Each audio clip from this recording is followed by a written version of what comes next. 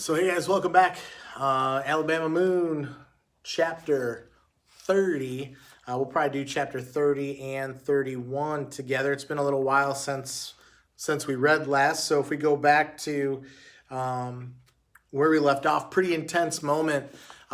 Kid is having a great time out in the woods with Moon. It's just Kid and Moon living the dream of two boys hanging out in the woods, almost like camping indefinitely. And Moon's teaching Kid how to survive, how to find things off the land, how to fish, how to hunt. They got to shoot that big gun that he took off of Sanders. It was like the loudest gun he'd ever heard or seen. And Kit starts to get sick, like he's coughing and sneezing, and then he gets really sick. And if you remember back when he was at Pinson, he had medication that he had to take, and he didn't bring any of that with. Hal even said, like, man, you can't go. You got medication. He's like, I'll be fine without it. And so Moon's like, we can get any medicine you need out of the woods because Moon doesn't know any different. And so Moon tries to help him by making some aspirin from the woods, and Kit just gets sicker and sicker to the point where Kit can't even move. It's raining, the weather's terrible, and Moon's got to drag Kit, literally like puts him on a blanket or whatever with the log, and like has to carry him all the way through the woods. They end up at this road. Moon's freaking out. Kit looks like he's just about on his deathbed, and a car pulls up and Moon takes off running, and it seems like these old people that found Kit are going to try to help him out. But Moon didn't stick around for that. Moon took off because he didn't want to be captured by the law, and that's where we left off last time. So chapter 30. I walked far enough into the forest to hide myself and collapsed at the base of a pine tree. The cold slipped through my thin, wet Pinson uniform, and as I hugged my arms to my chest tightly and concentrated on keeping my teeth from chattering, the clouds eventually slid away and the sun began to warm me. I fell asleep against the tree, and I didn't wake up until I heard a car stop on the road. My heart began pounding in my chest. Fortunately, my Pinson uniform was so dirty that it no longer showed such a bright orange. I lay close to the ground and crawled through the damp leaves to get a look. Sanders stared at the blankets that lay near the road. I saw his jaw clenched tight with anger. He put his hands on his hips. He scanned the forest, finally kicked the blankets and spit on them. It ain't over, boy. It ain't even close to over. You're going to come out of there, and I'm going to get you when I do. So, if you remember the last time they left Sanders, he was attached to a real heavy log, holding on for dear life. And when eventually he lost his grip, the log pulls him down into the river, and the current from the river sweeps the log along with Sanders all the way down. And Moon had said, like, if you follow a river long enough, you'll find a town or place where people live. So that's the last time they saw Sanders. Moon had just whipped up on him. And so here Sanders is yelling at Moon through the forest, even though he can't see him. You're going to come out of there, and I'll get you when you do. Sanders had been gone for over an hour, and it was getting on towards evening. Kit Creek went under the blacktop, not far from where the tram road came out. I walked to the bridge and drank until I was out of breath. Then I dipped in the soles of my shoes to strip away the mud that was caked to them. I didn't want to return to the campsite. The thought of being there without Kit made me sick with loneliness. But my mind didn't give me any direction to go. I walked to the road, I collected the blankets, and slipped back into the forest. Not far from where I'd watched Sanders earlier, I found a large cedar tree, and I climbed up it. The trunk split into 3 parts and made a bowl about 10 feet from the ground. I curled up in the bowl, and I laid my head so that I saw the road through the treetops. I wanted to be there if Kit returned. When the sun set, I still wasn't hungry. Only a few cars had passed on the road since I'd been there. I couldn't remember feeling so empty inside since Pap had died.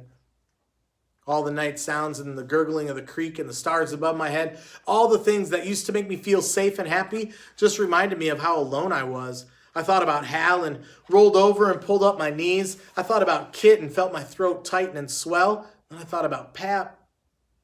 I began to cough and cry in the bowl of the cedar tree.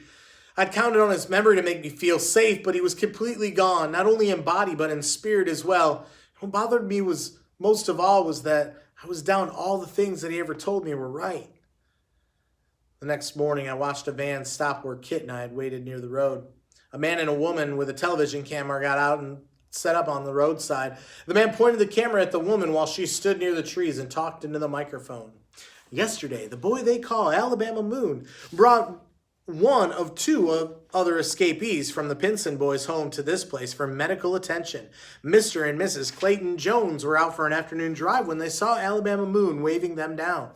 When they stopped to help, he fled to the forest and has not been seen since. The sick boy has been identified as 10-year-old Kit Slip. He is currently being treated in a Tuscaloosa hospital. It is believed that the third Pinson escapee, Hal Mitchell, is still at large with Alabama Moon in this forest behind us. The three boys escaped 6 weeks ago. They stole a school bus and drove all the residents to a point near Payne Lake, about 8 miles from here. From there, Alabama Moon and the two other boys fled into the forest. His father, Oliver Blake, presumed to have died in January, had raised the boy to live off the land. It is therefore believed that Alabama Moon can remain in the wild indefinitely. After burying his own father, the last of his known kin, he is presently considered a ward of the state. He is wanted for evasion of the law and attempted murder of a law enforcement officer. Efforts have been made to locate the fugitive by search plane and on foot with dogs. However, the boys are believed to be hiding in the most remote and inaccessible parts of the Talladega National Forest, and efforts to find them thus far have been unsuccessful. Constable Davy Sanders has traveled here from Livingston to make 4 expeditions into the forest, trying to bring the boys to justice.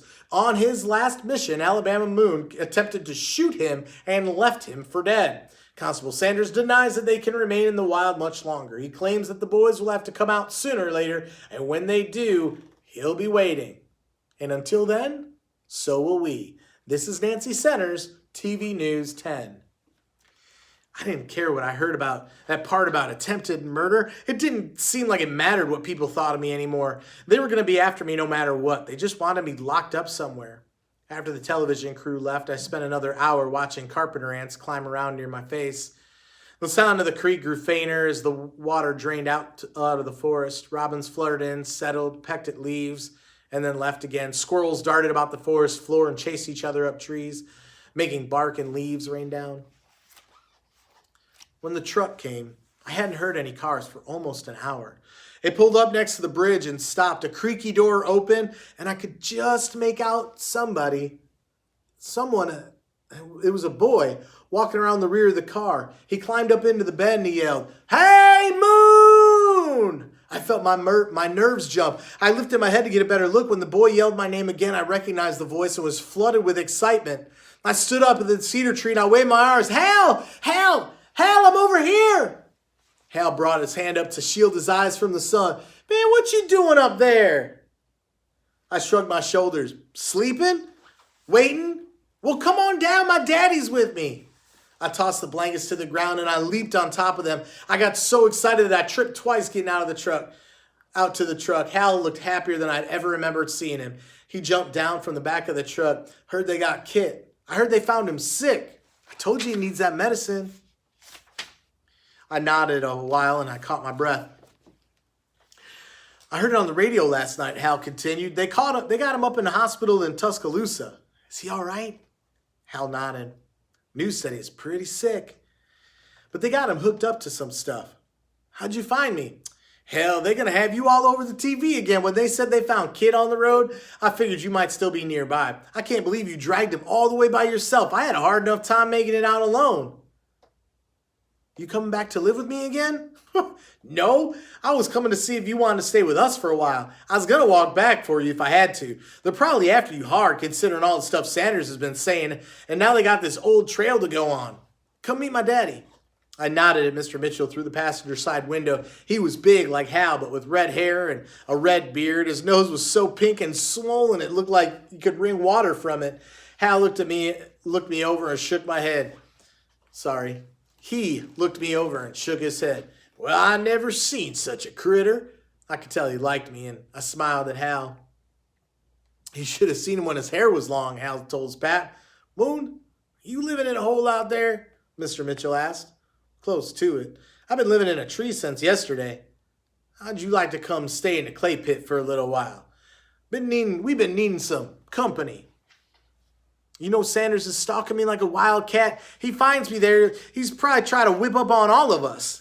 Hell, I know how to take care of a lawman like Davy Sanders. He don't amount to more than a little old sand snake to me. Daddy played Little League Baseball with him, Hal said. Says he's mean but dumb as a skillet. Mr. Mitchell leaned out of the window and spat a big line of tobacco juice. He turned to look at me. He thinks because his daddy's the judge down in Sumner County that he can just run around and do whatever he wants. Not even his jurisdiction. He might think it, I said. Yeah, well, he was on TV a few weeks ago. Said you ate his dogs and shot at him. I didn't do any of that. I know. I've been drawing down my savings trying to feed a couple of bloodhounds and a little wiener dog. I turned to Hal. You still got him? He nodded. Yeah, you didn't know about that little sausage dog, though. I found her while I was walking out. She was lost as hell, chasing squirrels. I think Sanders came after you with his mama's dog after those bloodhounds ran out on him. Did he tell the TV about me dragging him into a creek and taking his pistol from him? Mr. Mitchell laughed. No, he didn't say nothing about that. Why don't you climb in and tell us about it? I might get sick if you don't keep those windows down. Son, these windows aren't down. They're gone. Mr. Mitchell's truck was beat up all over. It had dents from the tailgate to the headlights. So many parts had been replaced on it that it was 6 different colors. It was piled full of cans and empty 5-gallon oil buckets and magazines and sacks of garbage. The cab was crammed with just a little bit less of what was in the back. Hal leaned into the truck, scooped up an armload of cans and magazines and an empty chewing tobacco pouches. He backed out with his load and went to drop it in the truck bed. When he came back, he climbed in and slid to the middle, kicking more trash around with his feet. Slide on in here, Moon, Mr. Mitchell said. I got in and pulled the door shut. As we drove toward the Mitchell's place, some of the new trash that Hal had put in the truck bed fluttered out onto the highway. At one point, I heard a clatter and turned to see a 5-gallon bucket bouncing down the road behind us. You're losing buckets down there, Hal. Let 'em go, Mr. Mitchell said. I heard a paint can clatter off the truck. Man, you're losing all kinds of stuff. Mr. Mitchell shrugged and spit out the window. Yeah, well, this old boy doesn't get out on the road too much. Mr. Mitchell began to tell me about Sanders coming on television and talking about how dangerous I was. He said that everybody that lived around Talladega National Forest was on the lookout for me. Man, I ought to whip him good, I said. You might get your chance if he finds you. Mr. Mitchell pulled a bottle of whiskey from under the truck seat and then took a swallow. He screwed the cap back on and shoved it under. Hal says you're going to head to Alaska pretty soon. Not until I hear from Kit. I'm not going to go up there by myself. What if he's too sick, Hal said. I shrugged my shoulders. I don't know. Mr. Mitchell spit again, coughed, and wiped his mouth. I'll tell you. Davy Sanders might be a fool, but he's a dangerous fool. I suggest you stay holed up with us until you make a plan. Well, you can stay holed up and shoot bottles, I said. Mr. Mitchell smiled. Damn straight we can shoot bottles. He pulled out the whiskey and took another drink. He let down the bottle and looked at it. I about got this one good and ready to be set up when we get back. I wish I had Sanders' gun. Y'all should have seen that thing I took off him. It'd blow out your eardrums. Well, where is it now? Hal said. Back in the forest getting rusty. Mr. Mitchell smiled and shook his head. Moon, I'll do what I can, but you better hope he don't get his hands on you. That's all I gotta say. Chapter 31. Let me start that again. Chapter 31. I told Hal and his daddy what Kit and I had been doing. Mr. Mitchell drove along and smiled at my stories and drank from his whiskey bottle.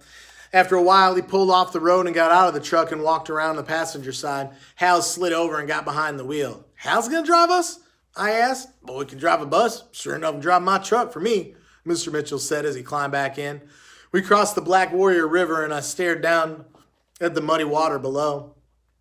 It reminded me of the cedar bluff overlooking the Noxubee River where Mama and Pap were buried. You make it out before it got cold on you, Hal? Barely. I followed the creek like you said and come out on the road about dark. Some old fellow came along and let me ride with him. He was pretty jumpy about all those dogs crammed in his car and he was eyeing me like he knew I was up to something.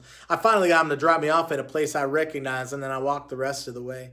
I don't think he figured out anything about who I was because ain't nobody been to Daddy's looking for me. We parked near a clear water creek just outside a town called Clinton. Mr. Mitchell dug around in his toolbox till he found a can of Spam. Hal pulled a loaf of bread from behind the seat and we made lunch on the tailgate. It had been a long time since I had any meat with fat in it, and I was sorry there wasn't a whole can just for me. Mr. Mitchell's place outside of Union was just how I pictured it would be from Hal's description. His trailer was old and yellowed and had tires on top to keep the wind from blowing the roof off. The bloodhounds came running around the corner and jumped up and scraped at the truck. I don't guess you'd be needing a place to put your things now, will you, Moon? No, sir, I don't have any things. They showed me a mattress I could sleep on in Hal's room and said it was the best they had to give me. Little wiener dog was already lying on it, but she looked at me like she wasn't giving up her spot. She gonna get mad at me? Nah, Hal said, just scoot her over. She'll get under the covers with you at night. She likes getting under things and crawling in holes. Daddy had to dig her out of an armadillo hole last week. She was down there for 2 days. She get it? Hell yeah, she got it, Mr. Mitchell said. Them dogs is crazy. She got dead squirrels lying all over the yard like dish rags. What's her name? Well, it says Daisy on the tag. I lay down on the mattress beside Daisy, next to lying on leaves and red bugs. This feels pretty good. Mr. Mitchell nodded at me and walked toward the room at the end of the hall. I'll see you boys later. He said Hal told me his daddy usually took a long nap in the afternoon and we'd see him for supper and bottle shooting later. Hal showed me where the bathroom was and gave me everything I needed for a shower. How many bugs do you think you got in your hair? Probably a bunch. Daddy ain't gonna like getting bugs in the mattresses. He's already got onto the wiener dog about fleas. Well, then I reckon we ought to shave it all off after I take a shower. Spring's about here anyway. I used some soap they had for cleaning grease off your hands and scrubbed the dirt off me. My fingernails and toenails had pine sap under them and we used to use gasoline to soften it and then scraped it out with a pocket knife. After that, Hal gave me some of his old clothes to wear and placed in my Pinson uniform. I pulled on the blue jeans and a t-shirt that said Mo Bandy on it and looked at Hal. Fit pretty good, I told him. Yeah, last time I used them, I was about your size. Mr. Mitchell had mashed some wooden crates into the mud and covered them with plywood for a front porch. Hal had set up some chairs for us and ran an extension cord out of the trailer to plug his daddy's electric razor into. As he shaved my head, I looked out over the clay pit and let the hair fall over my shoulders and into my lap. I could see why he likes this place, I said. You could shoot guns all day long out here. Not too many places you could shoot guns all day long. Daddy will be awake in a while and we could set up some bottles. I nodded. Sounds good. You know, Sanders still has my rifle. Not much way to get it now. Your daddy let you take his truck by yourself? Hal stopped shaving me. Yeah, but I ain't taking you to get your gun from Sanders. How about you taking me to get Pap's gun? At your old home? Yeah. Man, hell with that. We're going to let the law cool off for a little bit. Daddy said even if you didn't want to come back with us, we should warn you to stay hidden for a while. Okay, I said, we can wait a while, but I'm glad you came and got me. I don't want to be out there by myself anymore. Once Kit gets better, we'll figure something out. You know how I could talk to him? Well, he's probably too sick to talk to. When he gets better, though. Radio said that radio said what hospital he's at. We can go up there to the laundromat and use the payphone. Maybe we'll call in a few days. Man, I thought he was going to die out there, Hal. We can go up to the laundry. I thought he was going to die out there. I never felt so bad about anything in my whole life. I should have told him to bring some medicine. Well, you didn't know. Man, Pep was wrong about a lot of things. You can't make every kind of medicine in the forest. I can't make everything Kit needs.